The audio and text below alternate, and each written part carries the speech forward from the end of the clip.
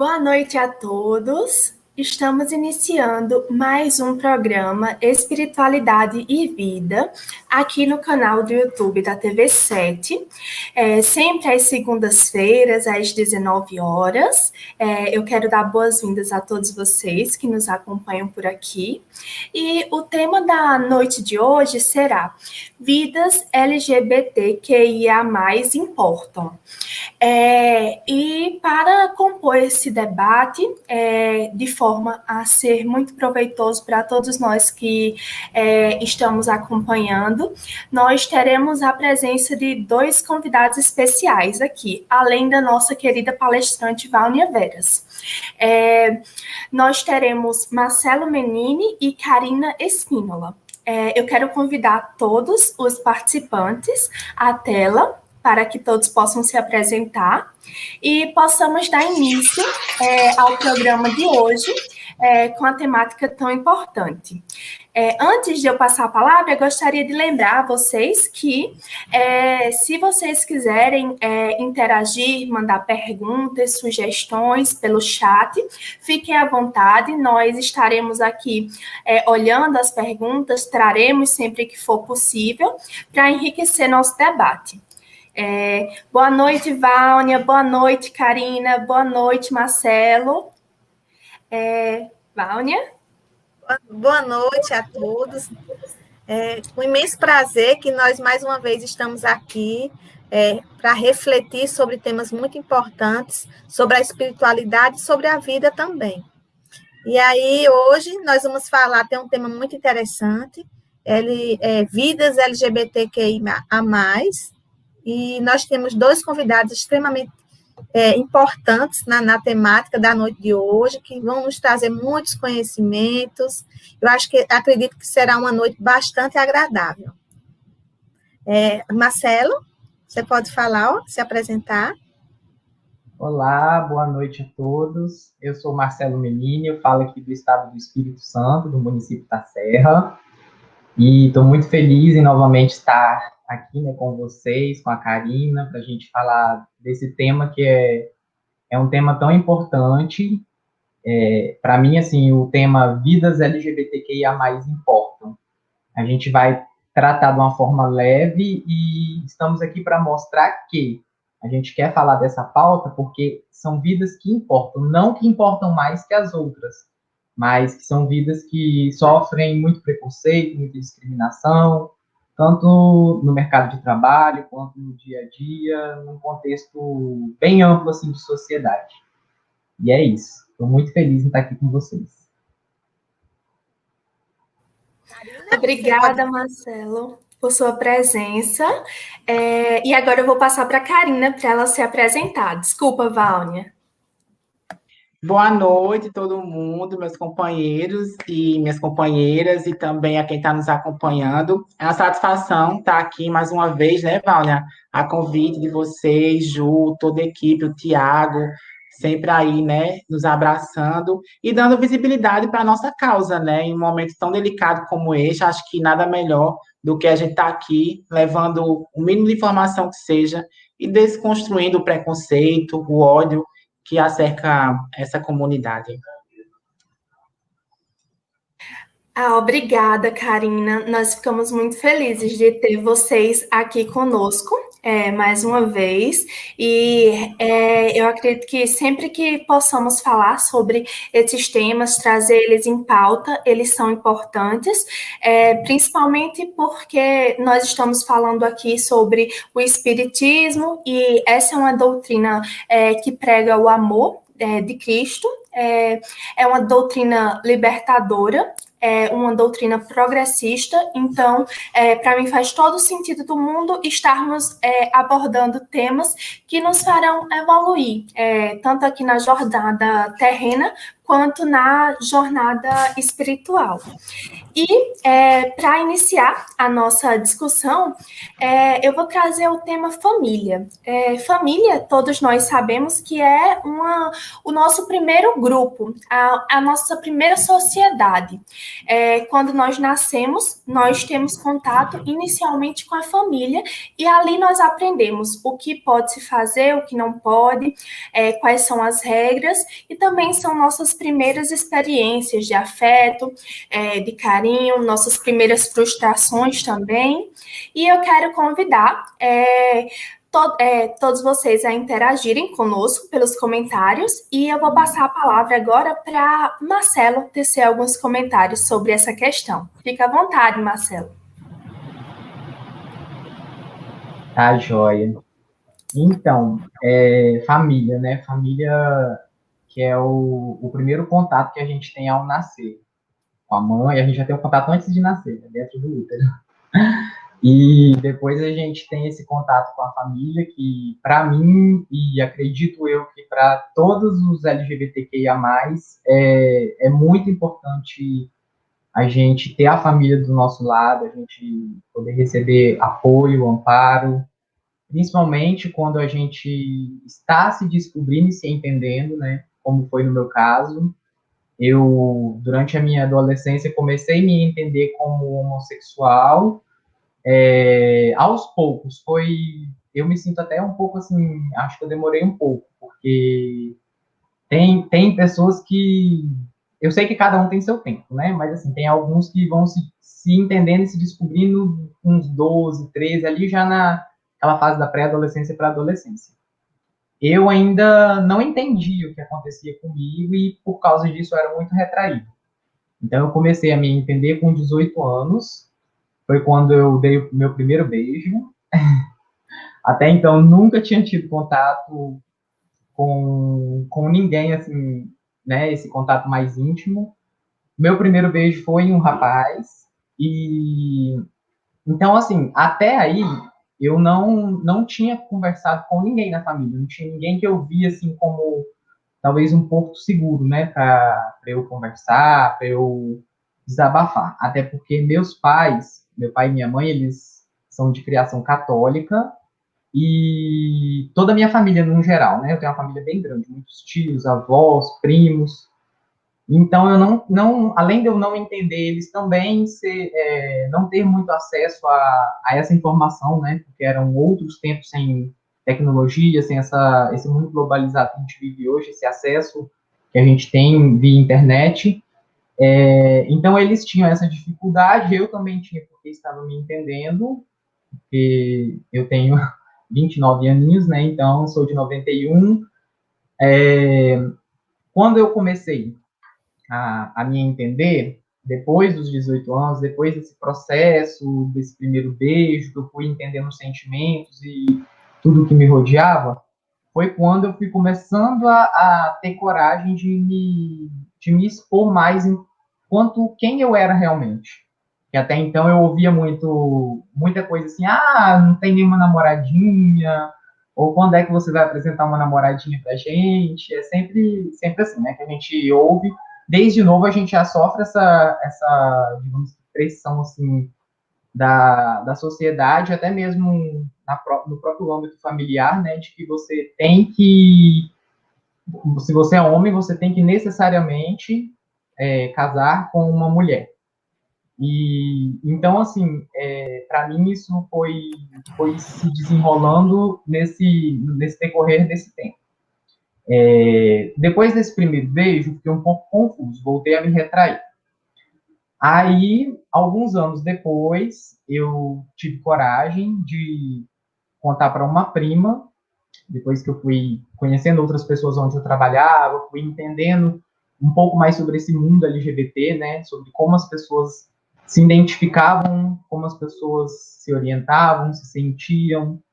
Eu tive coragem de chegar até essa minha prima e conversar com ela.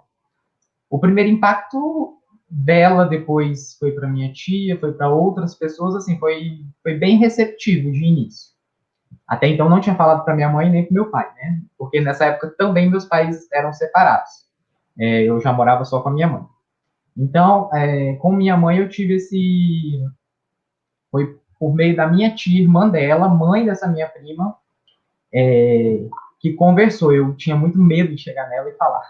Então, eu pedi para que essa tia, porque ela é uma madrinha minha da época que eu era católico, que hoje eu sou espírita, ela que chegou na minha mãe e conversou com minha mãe. Então, a minha mãe, no início, não recebeu muito bem, não. Foi muito difícil. Ela chorou durante muito tempo. Ela ficou uns 2 dias sem querer me ver. Eu tive que dormir na casa da minha madrinha. E depois disso que a gente foi se reaproximando, né? Eu fui me entendendo e, ao mesmo tempo, tentando passar para ela isso, né? Quem eu era. E o Marcelo, que ela havia dado à luz, que ela criou, não tinha mudado, não ia se tornar outro ser humano apenas porque eu era gay, um homem cis gay. E então esse processo foi um processo um pouquinho demorado, mas, assim, dessa caminhada, hoje eu tô com 29 anos, a minha mãe, graças a Deus, é muito, muito, muito tranquila com relação a mim, tanto que hoje eu moro com o meu marido, né, a gente mudou em janeiro, estamos morando juntos, ela vem aqui, ela conversa. Antes disso, no início da pandemia, a gente ficou 1 ano praticamente dentro de casa, ele foi morar na casa dela, coisa que eu jamais imaginei que poderia acontecer. Então, assim, nesse âmbito família, minha mãe me apoiou muito. Eu tive depois dessa fase, né, do entender, eu consegui chegar até ela, a gente conseguiu dialogar, eu fui entender um pouco quais eram as preocupações e as dores dela também, né, até que ela se abriu para mim, acredito que é o que a maioria das mães sentem, né, que é medo do filho LGBTQI+, na sociedade, como esse filho vai ser tratado. Porque hoje a gente, infelizmente, enfrenta muitas violações e violências. E não são violências apenas físicas, né? A física, ela pode levar a gente à perda da vida, mas a gente sofre violência o tempo todo em forma de piada, em forma de comentários preconceituosos, discriminatórios, e mãe, né, a gente sabe que é um amor infinito, é um amor que não tem como medir. Então, a preocupação da minha mãe era essa, do que poderia acontecer comigo. Por eu ser gay e não ser afeminado, ela, inclusive, até já falou muita coisa, né, que ela ficava muito tranquila com relação a isso e tal. E isso é uma desconstrução, né? A sociedade também tem muito isso, as pessoas têm muito isso, de que o gay afeminado, ele é escandaloso, ou ele não é uma pessoa que se possa conviver ou se possa dialogar com ela. Então, eu também tive uma conversa com ela a respeito disso, também fui desconstruindo isso em mim, porque no início era um pouco forte, sabe? Esse próprio preconceito estruturado que a gente vive, tanto na convivência escolar, nessa formação que a gente vem.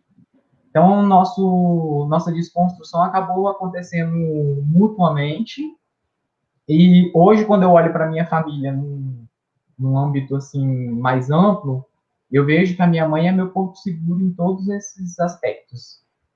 O meu avô, que desencarnou em 2017, também me aceitou e me abraçou, e, nossa, foi uma pessoa que me deu muito apoio. Minha avó, que hoje tem 84 anos, também é uma pessoa que me apoia muito.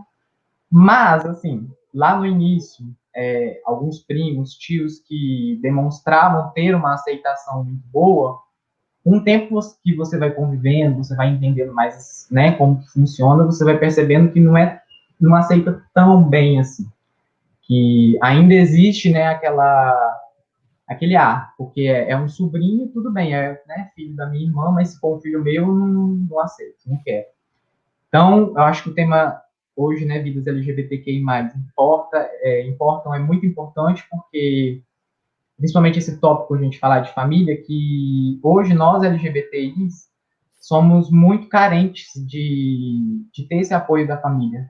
E isso para as nossas vidas, né, tanto para a nossa saúde física, psicológica, mental, é de suma importância. A família é o primeiro apoio, e quando dentro da família a gente vê, né, eu assim, vivi isso com alguns familiares, não com todos, mas quando a gente vê que a família ela não te aceita, não te acolhe, não entende ali com você, né? Não respeita o seu espaço, a sua vida, seus sentimentos, como a gente, como deveria ser, né? Como inclusive que a gente fala muito no Espiritismo sobre o amar o próximo como a si mesmo, a gente vê que a comunidade LGBTQI+, ainda sofre muito nesse âmbito família.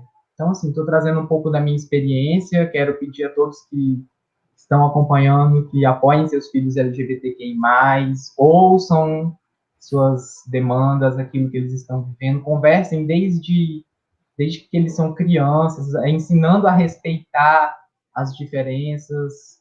Acho que a família é muito, muito, muito importante. E é isso.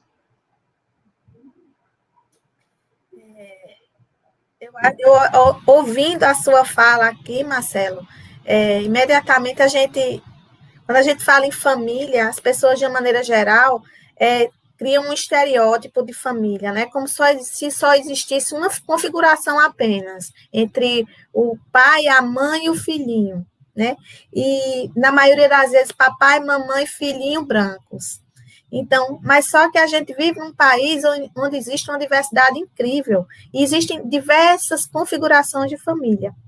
Mas, infelizmente, por estarmos pautados apenas num modelo de família, muitas vezes nós somos agentes de exclusão. A partir do momento que, enquanto crianças, nós trazemos para os nossos filhos, nós trazemos brinquedos masculinos e femininos, quando nós escolhemos roupas, né, azul para menino e rosa para menina, quando a gente traz algumas atividades que são eminentemente femininas e outras masculinas, nós estamos contribuindo, sim, com essa violência, com esse machismo, com a homofobia, com a transfobia, nós estamos, sim, contribuindo de alguma forma para que os grupos mais vulneráveis, eles sofram diretamente as agressões, sejam psicológicas ou físicas. Eu acho que é importante que as famílias comecem a repensar os seus valores. Quando um filho nasce, por que é que o meu filho tem um sexo biológico masculino, né? Porque até então não tem como saber o gênero dele, ele enquanto bebê, mas por que é que eu tenho que vesti-lo de azul, necessariamente? Porque é que ele tem que brincar de bola, de carrinho, e a menina, ela tem que vestir rosinha, ela tem que ficar... as suas atividades, as suas brincadeiras têm que ser atreladas ao lar, às panelinhas, às bonecas. Então, assim, a gente percebe que existe toda uma construção machista, né? Toda uma construção baseada em estereótipos muito deturpados, situações assim muito deturpadas, e aí a gente fica encenando a ideia de uma família tradicional brasileira, como se isso fosse possível, existir apenas uma família tradicional brasileira. Existem várias famílias tradicionais brasileiras. O que é ser tradicional na realidade? Qual a importância que tem tudo isso? Então, a gente percebe que é nessa construção de família, muito com essa ideia deturpada de família, que surgem muitas discriminações, que surge a exclusão a todos os grupos que não se encaixam naquele padrão que é imposto, né? Papai, mamãe, filhinho, branquinho, uma família organizada, geralmente de classe média ou então de classe alta, e aí o restante, todos os outros que configuram famílias diferentes, não são famílias também? Não tem importância também? Então, é interessante que a gente sempre reflita sobre os nossos papéis enquanto sociedade, né? Que tipo de sociedade nós queremos? Nós falamos muito, queremos uma sociedade mais igualitária, queremos ter paz, mas será que nós estamos cultivando esse tipo de coisa? Será que nós estamos cultivando a paz? Será que nós somos inclusivos? Que tipo de pensamento nós estamos distribuindo, né, por aí, por onde passamos, nos espaços que nós ocupamos? E aí, ouvindo a voz de Marcelo aqui, com relação à família, a importância, né, da aceitação da família, o papel de carinho, de acolhimento que a família deve dispensar, é importante que, às vezes, a gente fica pensando assim, minha família não me acolhe, mas não me acolhe porque eu sou diferente, eu sou a ovelha negra, né? Que muitas vezes utiliza até esse termo racista, a ovelha negra da família. Então, as pessoas não me aceitam, mas as pessoas não aceitam porque foge daquele padrão imposto pela sociedade, né? E nós, enquanto seres humanos, todos nós queremos ser aceitos, todos nós queremos ser acolhidos também. Então, a gente tem que ter a questão da empatia, repensar os nossos valores e começar a analisar se esses valores que nós trazemos para dentro das nossas famílias são valores inclusivos ou são valores de discriminação, de preconceito. Porque se esses valores são de preconceito e de exclusão, então eles são totalmente inconsistentes com a proposta do Cristo, né, de amor ao próximo, de empatia, né, de acolhimento, e de justiça, de igualdade, e também incompatíveis com a doutrina libertadora, que é a doutrina espírita, né, a proposta libertadora dessa doutrina que nós, ora, abraçamos. E aí eu vou passar agora para a Karina, para que ela possa falar um pouquinho sobre a vivência dela, sobre a família, o que ela achar importante nos trazer aqui no momento. Vânia, as suas palavras me deixaram emocionada, você acredita? Porque é transfobia, homofobia, é tudo bem empregado, você vê o amor que você tem em transformar esse pensamento, né? E pegando esse gancho que você finalizou sua fala sobre, né, a religiosidade, eu botei aqui no Google o que a religião fala sobre a família. Aí o Google mostrou para mim. Para os cristãos e também para muitos adeptos de outras religiões, como muçulmanos, judeus e hindus, a família representa uma das uniões mais vitais. Alega-se que a família quer exercer controle sobre a pessoa, impedindo-a de realizar-se livremente e ser feliz. Então, está aqui o próprio Google mostrando que a família é capaz de deixar essas pessoas infelizes, né? E temos um dado muito alarmante que hoje, de 2019 para 2021, a idade que pessoas LGBTI estão sendo expulsas de casa ou saindo de casa caiu para 13 anos de idade. Ou seja, crianças estão indo para a rua por preconceito, por a família, não quero que você passe isso. Então, eu vou replicar o que a sociedade fala, já que você vai ser assim, e eu vou fazer o mesmo, porque eu não tenho o que fazer por você. Eu não queria que você passasse por isso. O papel da família seria o quê? Já que você vai passar por isso, vamos enfrentar juntos, de mãos dadas, né? No caso da minha mãe, do Marcelo, a gente teve essa aceitação, que é muito difícil. E no meu recorte, enquanto pessoa trans, é mais difícil ainda, né? Porque tem o machismo que eu enfrento de lado e também o feminismo das mulheres não me legitimar quanto mulher. Dentro, né, do próprio movimento acontece isso. Então, esses recortes desses 13 anos saindo de casa, a dificuldade dos estudos, de ingressar, uma pessoa que não estuda, como é que vai ingressar no mercado de trabalho? Acho que a gente já para por aí, não chega nem na academia, chega nem na formação acadêmica.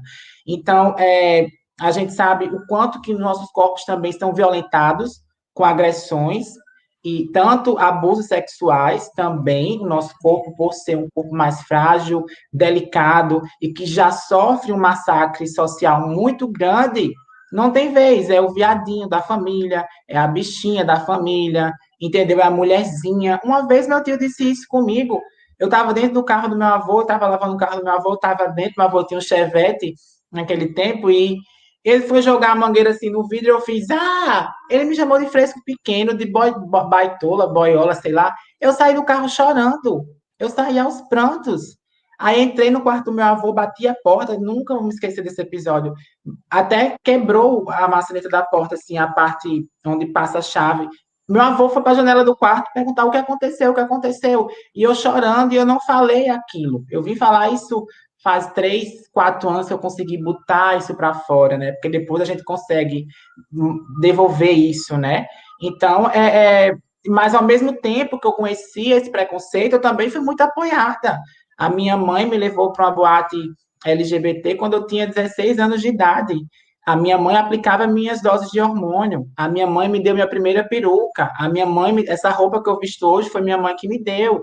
Então, da mesma forma que nós, eu posso até falar, quanto Marcelo, da mesma que a gente conhece o preconceito e que a gente não pode dizer que nossas famílias são perfeitas, porque não são, a gente tem que ensinar eles a não falar isso, a não fazer isso, a não olhar dessa forma. É como o Valnia diz, esse costume da família tradicional no Brasil não entra no conceito, porque a gente sabe o quanto que diverso é o nosso país. Temos de regiões, de população, de territorialidade. A gente é um país muito rico, com a vasta cultura por todos os cantos do Brasil. Então, eu sempre fui muito aceita. A minha mãe, Valnia, nunca me deu um carrinho. Você acredita nisso? Meu tio me dava, mas minha mãe nunca me deu um carrinho. Minha mãe já sabia que eu tinha um comportamento que realmente é diferente da sociedade. Por mais que eles é normal. Não, a sociedade vai ver algo com uma certa estranheza, peculiaridades, para a gente ser mais, né, mais clean. Então, assim, tem aquele brilho, né, ali, aquela pessoa que é diferente, né? Então, a gente vai mostrando, ó, não é diferente, é uma orientação sexual, ou pode ser uma identidade de gênero, né? Aí entra outras questões que nem todo mundo tem ao lado, ou nem quer entender ou estudar um pouco, né? Porque quando você tem dentro de casa é diferente. Muda aquela estrutura familiar. Quando você tem, você começa a amar, você trabalha com a pessoa, né, Ju? Faz na faculdade, vai aí num cursinho, olha, tem uma pessoa trans, tem um gay assumido, porque tem muitos gays que não têm a coragem de se assumir, como Marcelo está aqui falando abertamente sobre esse assunto, tem muitos gays que não se sentem à vontade e não querem isso, mas assim, minha mãe me levou para boate, minha mãe me deu meus hormônios, minha mãe sempre me aceitou. Agora, a questão de namorar, para mim, sempre foi muito difícil, né? De me relacionar, de poder entrar na família do meu companheiro.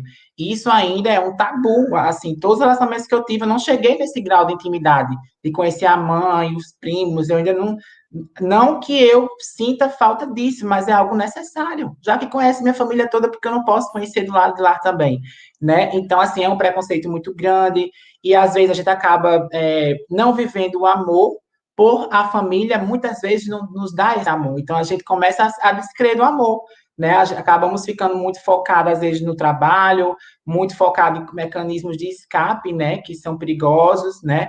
E daí eu vou me encontrando e notando todo esse contexto que acerca o meu corpo, porque não é mais a minha pessoa sempre foi tranquila, mas o meu corpo, eu chegar num lugar, mesmo que eu não fale, que o povo não sabe o meu nome, o meu corpo em si já carrega esse estigma.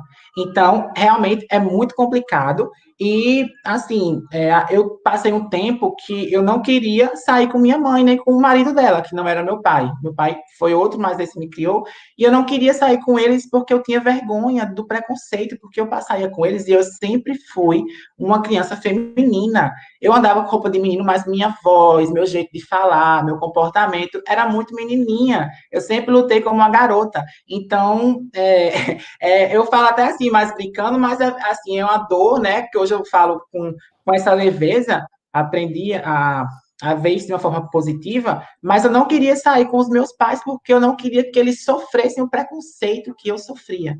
Para vocês terem noção de como nos privam de ir a uma praia, a um parque, a um shopping. Eu não estou falando aqui nem de ir na festa de família, porque às vezes um corpo que nem o meu, ir para uma festa que tem um sobrinho de menor, que tem alguém pequeno, os pais tiram, os pais não querem que tenham contato, isso é um fato, e não adianta querer dizer que não existe, porque é assim. E eu digo porque eu vivi isso. Então, a família realmente precisa dessa configuração nova. Nós temos no Brasil um avanço tremendo no casamento homoafetivo, nós estamos quebrando recordes, né? Desde que essa política chegou ao nosso alcance, desde 2017, 2019 foi um boom nessas uniões estáveis, e eu fico muito feliz. E é homem com homem, é mulher com mulher, são pessoas trans, si, se relacionando. Isso é a diversidade, e isso é o que incomoda esses regimes que não querem que nós avance enquanto pessoas que somos. E isso não foi cota, isso não foi nada, isso é uma coisa igual, de igual para igual. Não teve cota para casamento, não teve nada específico para essas pessoas se unirem além do amor, né? O amor de construir uma família, porque muitas pessoas que se juntam é para adotar uma criança, uma maneira de ter um filho, de gerar, né? Meu sonho era engravidar, desde 3 anos que eu tenho essa vontade de engravidar, que eu já fazia xixi sentada, minha mãe ficava passada perguntando para minha tia se era assim com os filhos dela. Não, meu filho nunca fez xixi sentado, não. Mas, enfim, eu falo, e o Marcelo também, a gente vem nesse discurso de quem recebeu amor, mas ao mesmo tempo a gente sofreu, ao mesmo tempo a gente ensinou aos nossos a nos respeitar, a entender, eu não sei, Marcelo, se eles conseguem entender, mas pelo menos a nos respeitar e fazer com que tenham empatia, Vânia, com as outras pessoas que são igual a gente, né? Eu acredito que é por aí. E eu fui criada por muitas mulheres, minha avó, minha tia, minha mãe. Então, assim, essas 3 mulheres foram a base, né? Eu não tive só uma mãe, eu tive uma mãe, uma avó e uma tia. Então, eu tive o que eu não encontrei na minha mãe, encontrei na minha avó, quando eu encontrei na minha avó, encontrei na minha tia, e assim eu fui conseguindo é, me, me lapidar e se tornar essa mulher que hoje eu sou, graças à construção de outras mulheres, não a construção machista, preconceituosa, LGBTfóbica, né, que está aí. Eu não replico o discurso de olhar para uma pessoa e desmerecer por não ter algo, seja físico, uma trans que está no início da transição, ou um gay que já é mais afeminado, usar adjetivos pejorativos, diminutivos com essas pessoas. Eu não fui criada assim. Eu poderia até ser assim, mas eu não tive essa criação. Então, eu acredito que quando a gente consegue, Val, através de uma mulher como você e de uma moça linda que nem Ju, que tem uma empatia de parar uma plena segunda-feira, 24 de maio, e sentar aqui com 2 pessoas dessas letrinhas, dessa bandeira, e dizer, não, vamos debater aqui no canal de religiosidade, de fé. Por quê? Porque é necessário. E isso mostra que nós estamos conseguindo alcançar todos os espaços mais do que nunca. Que fala maravilhoso. Ai, desculpa, Vânia, pode falar. Fala, Ju, depois eu falo. Fica à Ai, vontade. Karina, que fala maravilhosa, que incrível. Obrigada tanto a você quanto a Marcela por se abrirem, por trazerem um pouco da história de vocês para cá. É muito importante. Dentro dos comentários, a gente está vendo várias pessoas que estão se identificando com relatos, que estão ressaltando a importância de debater esse tema. E o papel de vocês está sendo fundamental nesse diálogo. E, como vocês falaram, cada família tem as suas próprias peculiaridades e tem o seu próprio processo, cada um tem o seu próprio tempo. E como eu acho que tanto Marcelo quanto Karina ressaltaram em suas falas que Karina falou sobre as uniões e os casamentos, que não era nenhum tipo de cota, não se trata de nenhum privilégio, o que se está buscando, o que se busca é a equidade, é a igualdade, é o respeito a direitos fundamentais, como o direito à vida, o direito à liberdade, e essa pauta aqui só tende a fazer um convite a todos vocês que estão nos assistindo hoje para repensar as formas que vocês pensam sobre esse tópico, se existem situações assim próximos a vocês, como vocês estão se portando, será que vocês são comissivos? Será que vocês estão sendo omissos? E como nós podemos agir enquanto cidadãos, enquanto seres espirituais, e como nós podemos fazer a sociedade um pouco melhor a cada dia. Valne, fica à vontade. Eu estou aqui o tempo todo encantada ouvindo vocês. Fico chorando o tempo todo, porque eu sou chorona mesmo. E eu sonho muito com um dia em que as pessoas não precisem falar sobre isso, né? Porque somos todos espíritos eternos, mas estamos numa vivência terrena e cada um tem suas necessidades, né? Cada um tem suas lições a serem aprendidas. Agora, eu acredito que o preconceito, ele só retarda todo e qualquer tipo de evolução espiritual. E ouvir vocês falando aí sobre a vivência de vocês, a gente pensar na sociedade que nós ainda temos, nesse mundo de expiações e provas, onde existe ainda a violência ainda campeia, onde o preconceito, a ignorância. Então, é muito triste, mas também é muito ouvir vocês falando aqui, falar da experiência de vocês também nos traz muita esperança, sabe? Muita esperança, porque na fala de vocês eu vi acolhimento, eu vi aceitação, eu vi respeito, eu vi coragem de lutar por uma identidade. E isso é muito importante. Eu acho que nós temos que ter essa consciência, todos nós. E eu fico muito, muito feliz em tê-los aqui sempre. É muito reconfortante para mim. Eu vou passar para Marcelo, e depois, Marcelo, você pode passar para a Karina, para que vocês possam, né, Ju, dar continuidade, falar um pouquinho sobre casamento, sobre adoção, o que vocês acharem importante falar. Pois é, muito lindo tudo que vocês disseram, e ressaltando, né, que às vezes tem muitos espíritos que perguntam assim, mas por que é trans, por que é homossexual, o que é dentro da doutrina, né? Enxergam, olham para a gente como se nós fôssemos espíritos devedores apenas, como se a gente tivesse uma dívida extensa e enorme de vidas passadas, de coisas erradas, que, né, enquanto espíritos errantes nós cometemos e tudo mais. E não é bem assim, eu não me vejo assim, não vejo a Karina desse jeito. Eu vejo que nós somos, ela, uma mulher trans, linda, maravilhosa, eu, homossexual, para que a gente possa evoluir, né, e inspirar outras pessoas também, e para mostrar o quão materialista é querer olhar para uma pessoa e definir apenas ela pelo órgão genital dela. Isso, para mim, é muito materialista, sabe? É muito primitivo ainda. Não estou assim aqui querendo ser dono da verdade de nada, nem querendo dizer quem está mais evoluído ou quem está menos, nada disso não. Mas eu não me enxergo como uma pessoa apenas devedora. Eu sei que eu trago isso de outras vidas também, né? Mas eu acho que a minha orientação sexual aqui é o que eu menos tenho que me preocupar comigo mesmo. Enquanto sociedade, tem muitas barreiras para eu viver, né?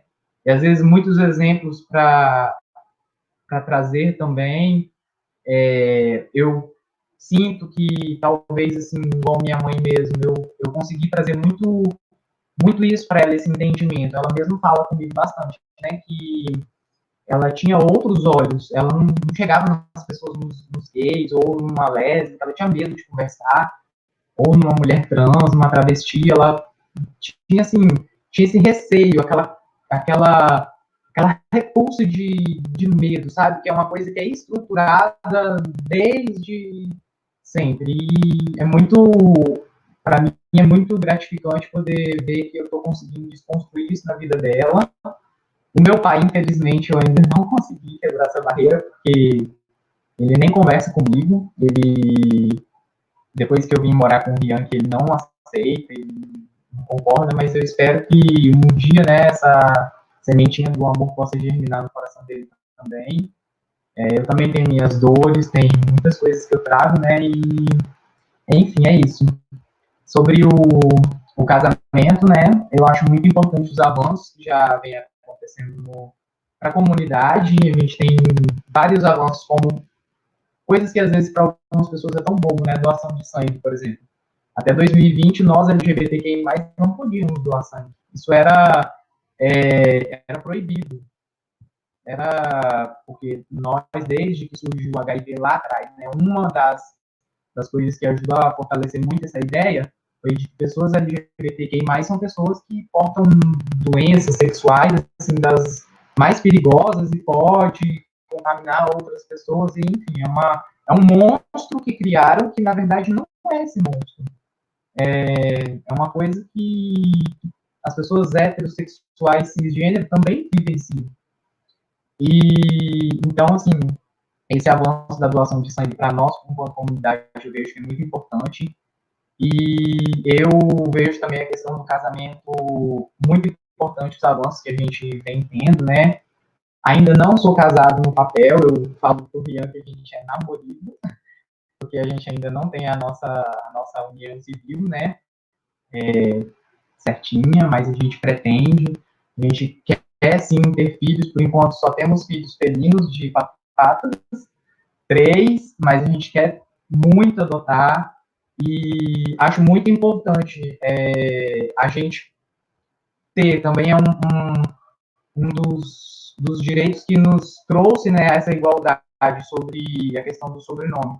De ambos os pais poder dar o sobrenome para a criança, para várias situações que vão ser, né, importantes ali na construção enquanto família.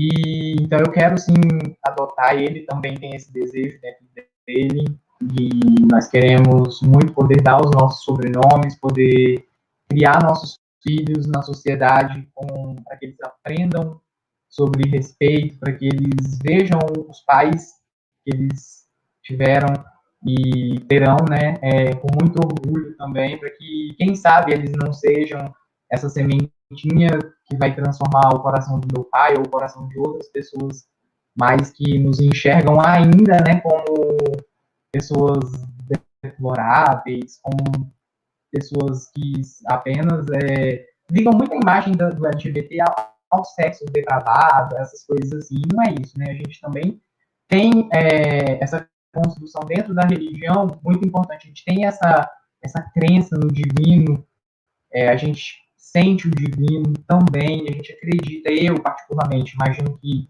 a Karina também. Eu acredito muito no que Deus me ama, do jeito que eu sou, que Ele tem os propósitos dele na minha vida e que eu tenho todos eles a cumprir nessa encarnação, nas próximas. E é isso. Então, assim, são assuntos que eu tô aí firme e forte também, e espero que essa adoção não demore muito não, porque ser pai é um dos sonhos que eu sempre tive, e cada vez mais parece que vai aumentando. E é isso, Vânia e Ju e Karina. Vou passar para vocês. Marcelo, o nosso discurso é muito parecido, né? A nossa experiência, pelo que eu estou vendo. E é muito bom a gente poder falar de coisas boas, né? A gente poder ter um relato positivo e principalmente para nós mesmas, né? Para mim, quanto para você, viver melhor, viver mais em paz, conseguir ter um equilíbrio que é tão difícil. E eu ultimamente repercutiu muito o casamento de Paulo Gustavo, né? Com a morte dele, as pessoas atacaram muito o casamento e, enfim, é um direito nosso que essas pessoas vão poder falar, vão poder morrer pensando isso. Só que se nós já podemos usufruir desses direitos, a gente não pode também se prender, né, aos comentários. Então, foi em 2011 que o Supremo Tribunal Federal deu direitos e deveres conjugais ao mesmo sexo, né? Então, em 2011, essa política consegue acessar a gente consegue acessar essa política, né, que tem que ser uma troca, às vezes as políticas são feitas, a gente não consegue acessar, e de lá só veio crescendo. 2018 foi o boom, em 2020 também, né? E a gente vem mostrando que nós, por ser corpos LGBTs, nós não merecemos estar apenas no subemprego, né? Porque tem muitas trans domésticas, tem muitos gays que estão aí dentro das casas cuidando dos lares, tem muitas trans e muitos gays, muitas lésbicas que são cachorrinhos de madame, né? Eu sempre digo isso, já falei isso em várias lives e as pessoas às vezes não entendem o que eu quero dizer com isso, mas o que eu quero dizer com isso é que a gente serve para ser escravizada, a gente serve para estar oferecendo algum tipo de serviço, desde que seja aquele que a sociedade nos impõe, nos enquadra, né? A trans tem que estar no salão de beleza, a trans tem que estar na esquina, a trans tem que estar dentro de casa. Então, assim, né, no subemprego, naquela questão de ser pisada, de ser maltratada, né, de ser retalhada. Então, quando a gente consegue fazer essa união, quando a gente consegue, tipo, teve um vídeo de um casamento que repercutiu muito há um mês e meio atrás. Aí compartilharam esse vídeo num grupo. E eu assisti o vídeo 15 vezes. E todo mundo comentou coraçãozinho, olhinho de coração, e eu só observando. Quando deu de noite, bem mais tardão, às 10 horas, eu fui botei assim. Eu não gostei desse vídeo. Vocês viram a forma que falaram com a trans, que ele era corajoso? Corajoso! Se ela até casou, agora eu caso. Aí eu fui, botei entre parênteses as frases que eu ouvi, eu disse, esse vídeo tá muito delicado, assim, não tá muito legal, porque se fosse no meu casamento eu ouvindo isso, eu não iria gostar. Aí eu consegui fazer com que as pessoas tivessem outro olhar para o vídeo. Então, olha como a gente tem que ser militante. Olha como a gente tem que estar atenta até em algo que é aparentemente muito bonito, né? Porque é muito bonito, então vamos compartilhar e vamos botar coração, porque é rápido da gente analisar. Não estão matando, não estão ferindo, não estão chorando, então tá amando. E não é bem assim. E não é bem assim. Então, é muito complicado realmente a gente viver numa sociedade que o tempo inteiro. Gente, parece que eu quero que vocês entendam que é o tempo inteiro, mas é o tempo inteiro, o tempo inteiro, o tempo inteiro mesmo. O tempo inteiro mesmo, querendo nos retalhar. Né? A mulher diz, meu Deus, ela é trans, tem um homem bonito. Minha mãe já perguntou, Karina, tem uma sorte para namorado que eu não tenho. Mas teu comportamento é diferente de muitas amigas minhas. Eu falei, pois é. Né? Meu comportamento é bem diferente da maioria das mulheres cis. Por quê? Porque eu me preservo, eu me respeito. Se um homem quer namorar comigo, ele tem que ir comigo para a praia, para um shopping, para a minha família. Por mais que eu não faça o mesmo na vida dele, mas as minhas expectativas ele vai ter que corresponder. Senão, para mim, não vai ter interesse nesse tipo de relacionamento a quatro paredes, a escondida. Ah, eu sou casado, eu já tenho uma namorada. Ah, passar bem, sabe? Então, porque o homem vem. Eu aprendi isso com minha amiga, que ela disse que enquanto você deixar o potinho para o homem comer, ele vai lá comer. E é verdade, minha amiga foi muito inteligente, viu? Nelly Braga, uma socialite, olha, Karina, homem é um bicho terrível, é que nem gato de rua. Enquanto você botar comida ali, eles vão comer na porta da sua casa. Eu digo, misericórdia, mulher. Não. Então, desde que eu escutei esse conceito do gatinho de rua, eu fiquei muito mais atenta. Então, assim, na minha construção é muito difícil, diferente do Marcelo, porque eu venho da construção da mulher, e a mulher tem que ser ideal, ela tem que ter esses filhos para se enquadrar na conjuntura da família tradicional brasileira. Então, assim, Fernanda Bevenuto adotou 3 filhos. Ela conseguiu adotar 2 meninos e uma menina, para poder para ela, em primeiro lugar, né, poder se mostrar quanto mulher que ela era. Né? Então, a gente quer se mostrar mulher, a gente quer corresponder às expectativas sociais, essa coesão social, na verdade, e a gente vai adotar a criança porque eu preciso. Hoje, na minha construção, como Karina, eu quero ter minha família, quero ter meus cachorrinhos. Se for para morar com minha mãe, eu já moro com minha avó, a gente mora todo mundo, mesmo sabendo dos embates, mas assim, como Marcelo diz, nada é perfeito, porém a gente também não pode deixar de acreditar, né, de buscar, de estar ali sonhando, né, por mais que venha aquele balde de gelo, mas a gente está ali sonhando no frio, na noite sombria, então é bom a gente saber que o Supremo nos apoia nessas questões e, ao mesmo tempo, saber que a maior aceitação é de você com você mesmo, né? É você se aceitar, é você saber que vai ter esses comentários e você não se abalar, ou tentar não se abalar. E eu fui mademoiselle no início do ano, já na pandemia, de um casamento com ritual afro, lá em Campina Grande. Então, assim, gente, o ritual foi maravilhoso. Eu fiquei muito emocionada, porque teve toda uma simbologia da árvore que ia ter, que o pôr do sol ia vir por trás da árvore, que ia refletir naquele horário, que o céu ia ter que estar ali. Gente, quando eu cheguei assim, que eu não tinha noção, quando eu cheguei assim, gente, É isso tudinho. Disse assim, cerimônia pequena para 20 pessoas, um lugar muito tranquilo, arejado.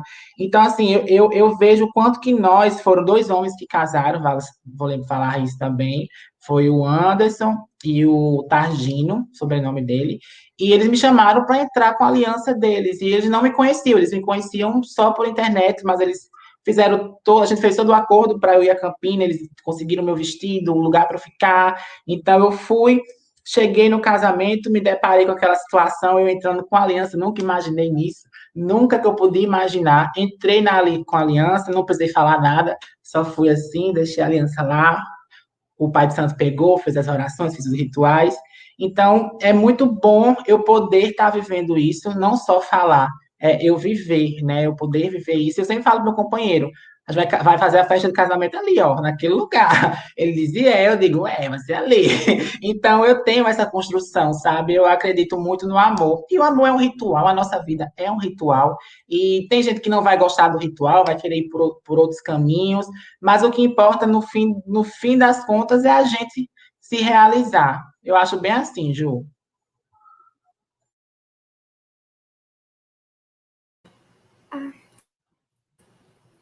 Desculpa, eu tive probleminha no som aqui. Karina, obrigada por compartilhar novamente. E tudo que na sua fala eu consegui ver muito a realidade que você quis passar, que como uma mulher cis, eu não vou ter como experienciar nessa vida, não vou ter como falar que passei por isso na minha pele, mas quando nós paramos para escutar o outro, para saber do que o outro vivencia, nós estamos mais próximos e nós conseguimos ampliar nosso horizonte e ver que a nossa realidade, o nosso mundinho não é o único que existe, não é? E eu vejo o quanto a nossa sociedade ela precisa parar de impor tantas regras a tantos corpos, a tantas pessoas. Nós somos seres humanos aqui, independente da crença, nós não temos o direito de julgar a atitude de ninguém, julgar com algo sendo melhor ou pior, um comportamento, uma ação. Nós podemos sim repudiar de forma veemente o preconceito, o discurso de ódio, qualquer atitude, porque isso não é opinião, isso é discurso de ódio. Então, eu acredito que para avançar cada vez mais na nossa luta contra a LGBTfobia e todos os outros preconceitos, é importante também ir desmistificando a nossa sociedade patriarcal, que coloca a figura do homem, principalmente o homem cis, hétero, branco, como o do único ser correto, o único ser que deve ser lembrado na história. E como nós estamos aqui falando de religião, do espiritismo, é importante lembrarmos que todos nós somos iguais e todos nós estamos aqui cumprindo o nosso plano reencarnatório. Então, eu acho que eram essas as considerações que eu ia falar. Agradecer novamente pelas palavras de Karina. Vou passar para a Vânia para ela tecer alguns comentários e agradecer a Marcelo também. Eu fico sem palavras. É isso. Fique à vontade, Vânia. Primeiramente, eu quero pegar o gancho aqui de Marcelo, quando ele falou sobre a questão de que muitos espíritas colocam a ideia, né, trazem a ideia de que o homossexual, o transexual, a pessoa transexual, vem, na realidade, em resgate, né? Muitas vezes as pessoas dizem, isso é um resgate, porque devido a débitos do passado, em situações em que essas pessoas cometeram vários crimes e agora tem que entender, tem que se colocar no lugar do outro para poder entender o que é o sofrimento.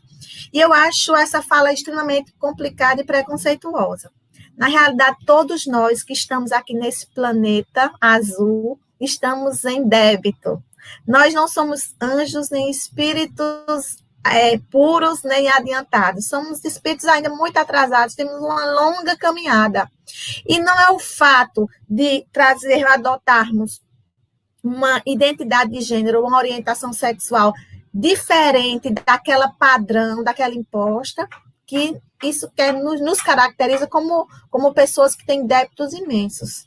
Todos nós temos muito que aprender. Todos nós, em outras encarnações, cometemos erros e acertos. E estamos aqui para aprender. E toda e qualquer situação em que nós nos apresentamos são importantes para as nossas vivências e para a nossa transformação e nossa evolução espiritual. Então, os gays, as lésbicas, as pessoas trans e qualquer pessoa, qualquer vulnerável, qualquer pessoa que sofra qualquer tipo de preconceito, não está vindo aqui nesse planeta para expiar, para sofrer preconceito, porque teve débitos do passado, não. Essas pessoas estão aqui para ensinar outras pessoas a amar, a entender que existe diversidade. E a gente tem que aprender que nessa transição planetária, nós temos que rever os nossos pensamentos, nossos preconceitos, as nossas lacunas, temos que acompanhar o desenvolvimento do planeta, porque senão nós não vamos ficar no tão idealizado mundo de regeneração, não, viu, gente? Nós vamos para outro planeta mais atrasado, a semelhança do que aconteceu com os capelinos. Então, nós vamos para outros planetas mais atrasados para a gente espiar, para a gente entender que o nosso preconceito só nos estagna. E é importante que a gente sempre repense os nossos atos, né? Começamos a refletir sobre os nossos posicionamentos, nossos papéis, e nos coloquemos sempre. Se existe uma dúvida com relação a como agir, é só nos colocarmos no lugar do outro, que aí com certeza a gente vai entender. Se constranger, se doer, se machucar, se ferir de alguma forma, então está errado. Então a gente tem que rever os nossos atos. E para terminar, eu trouxe aqui um trechinho de um livro que eu estou lendo. O nome do livro é Candelabros da Natureza Humana. Inspirações que a mediunidade reflete dos candelabros de nossas almas. De Maria Tereza Guedes. Eu acredito que Karina conheça o livro. E um trechinho, é logo na introdução, mas eu achei tão importante, eu gostei tanto que eu vou ler. O caminho, ela começa assim, eu estou pegando só um trechinho, viu, gente, da introdução. Viver é renovar-se para novas aprendizagens. Mas precisamos nos libertar das algemas e cadeados da mágoa, do rancor, deságues em qualquer caminho. Libertem-se desses sentimentos medíocres e abra-se para todos os tipos de amor. Só o amor gera amor e nos dá a oportunidade de desvendarmos as verdades. O que é concreto, indissolúvel diante as tribulações humanas, que será para sempre o respeito, compaixão e humildade. Não vos escrevo palavras santas, atitudes elevadas e puras, dignas do vosso Criador. Sou pequena, pecadora e falha, mas com enorme vontade de errar menos a cada amanhecer. Então, um livro lindo, que é escrito pela mãe de Karina, viu, gente? Quem puder, quem quiser ler, não vai se decepcionar, né, viu? Valda, ela é demais. Eu fico assim, sem entender. Muito obrigada, Valda, por essa citação. Esse foi um livro que é muito difícil para eu ler. Eu sempre paro, porque ele é muito reflexivo. Então, tem hora que eu não consigo ir, então eu paro 2, 3 dias. E minha mãe está escrevendo um novo livro que ela quer que eu faça o prefácio. Então, eu tenho que começar a ler as obras dela mesmo. Então, assim, eu fico muito feliz. Eu não estou aqui com o livro que você me presenteou. E quando eu recebi... qual é o nome do livro, Vana, que eu não me lembro, que eu sou bem assim. O Menino, a Topeira, a Raposa e o Cavalo, de Charles Marquese. O livro é dessa grossura. Aí eu disse, meu Deus, lá vem uma big leitura. Aí quando eu comecei a folhear, aí eu digo, menina, que o negócio não é tão assim, não. Resumindo a história, eu li o livro na hora. Na mesma hora. Eu não vou falar desse livro, porque a gente vai ter outras oportunidades, eu vou estar com ele em mãos, que hoje não deu. Mas, enfim, minha mãe, ela tem essa religiosidade, sabe, muito forte. E ela aí, automaticamente passou para mim, né? Essa experiência que ela tem desse kardecismo, ela era muito ligada do candomblé também, então ela tem essa energia, essas coisas rituais, que eu admiro muito, só que eu já sou uma menina mais tranquila. A minha fé não é indo muito à missa, não é indo a cultos, a minha fé é muito de estar no lugar e entrar em sintonia comigo mesma, sabe? Eu sou bem tranquila. Então, tanto é que eu, às vezes, estou chorando, estou rezando na esteira. Eu estou na academia, às vezes, correndo com a cara de choro. O povo acha que essa menina tá cansada, né? Ela deve estar suando.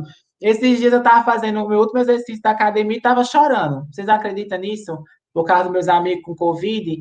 Então, assim, é muito. Essa questão da religiosidade é muito importante para essas vidas LGBTIs, porque a gente sem uma fé, a gente não é ninguém. E muitas meninas trans sempre falam a mim. Eu vejo mais as trans do que os gays falarem isso. Karina, se não fosse Deus, eu não era ninguém. Karina, se não fosse os orixás, eu não era ninguém.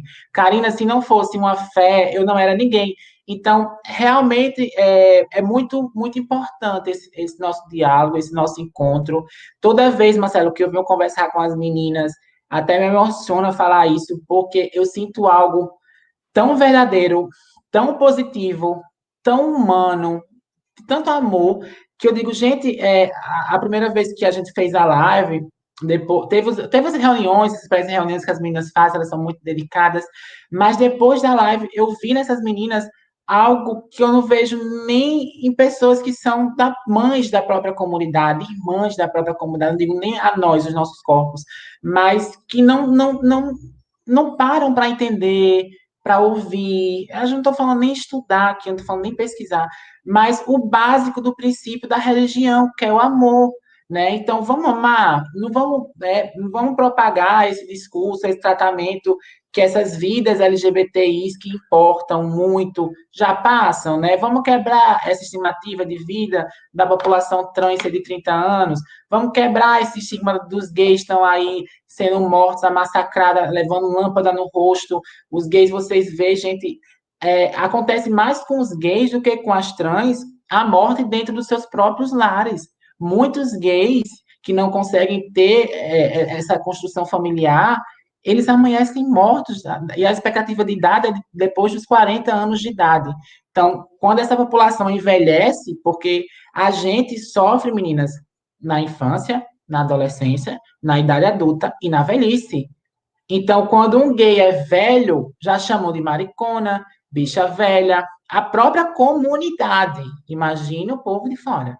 Né? Então, eu já tive amigos meus professores, e eles estavam bem longe, meninas, da marginalidade. Eles viviam em uma sociedade extremamente ativa, conservadora, machista, né? E amanheceram mortos, sabe? Tipo, o que aconteceu? Aí, quando vai pesquisar, foi uma pessoa que foi ali, passou um momento de tal hora. Mas quem é essa pessoa? Não tem nenhum vínculo. Não tem nada que comprove assim. Então, é muito triste e eu fico muito feliz pelo espaço. Eu estou me despedindo, que a gente vai encerrar, né? Eu fico muito feliz com o espaço, meninas. Eu espero que eu nem sei como desejar isso, mas minha tia sempre diz que o que a gente espera é muito pouco. Então, eu não sei o que desejar a vocês, a não ser muita força para esse momento e muita saúde. E o resto, Deus, Buda, Alá, os orixás, o universo, todas as crenças, Allan Kardec, todos os outros vão se encaminhar e trazer para vocês, porque a gente só colhe o que a gente planta. Isso é algo que é fantástico da vida. Às vezes a gente sofre com a dor de um familiar nosso, a gente sofre com aquele amigo, mas infelizmente aquela pessoa está colhendo o que ela plantou. E a gente não pode fazer nada a não ser dar amor e sofrer junto com essas pessoas, né? Que a gente acaba sofrendo um pouquinho também. Então, muito obrigada. Sintam-se todos abraçados e é muito bom estar aqui para mim. E depois, quem for assistir essa live que fique salva, compartilhem com pessoas que têm pessoas que nem nós dentro da sua casa, porque compartilhando você está levando o acesso. Aqui é um conteúdo extremamente pensado, bem elaborado, feito com muita responsabilidade e humanização.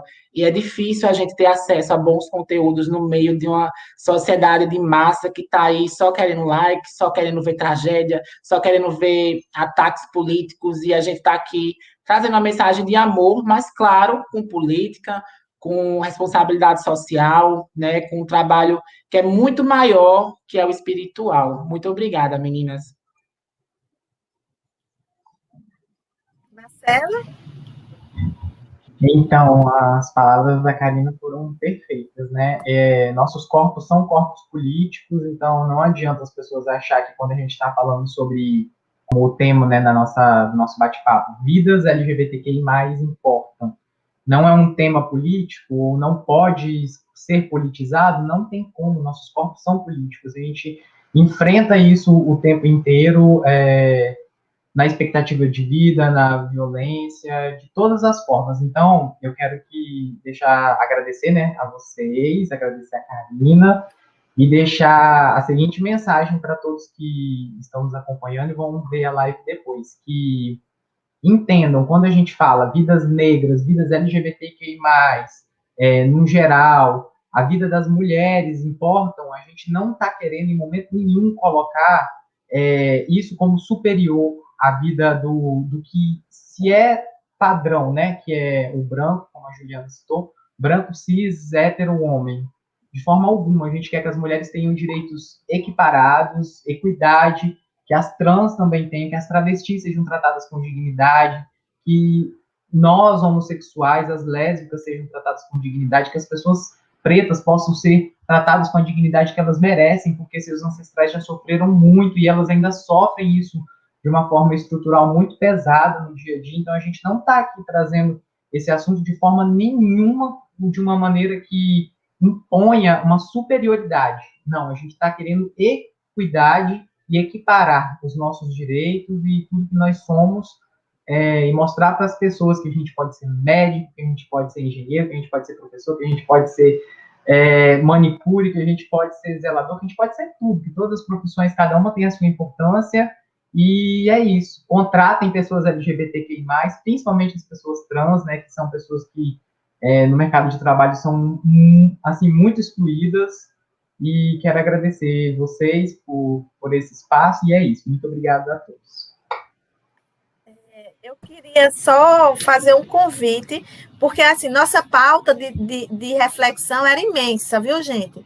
Então, nós conseguimos fazer um ponto, que foi sobre a família. Então, eu já faço o convite aqui a Karine e a Marcelo, para que voltem, né, em outra ocasião, para que a gente possa dar continuidade às nossas reflexões, porque ainda faltam 3 pontos, e que hoje a gente ficou aqui ainda no primeiro ponto. Eu acho que é importante que a gente faça essas reflexões, né? Então, fica aqui o convite. E eu agradeço a todos, né, que ajudaram a construir esse programa hoje, que foi, eu acho, para mim, foi assim um alento. Foi uma noite muito especial, né, tê-los conosco. Juliana, minha parceira, né, de programa, sempre maravilhosa. Karine e Marcelo, que vieram só abrilhantar ainda mais o programa, com suas reflexões importantíssimas.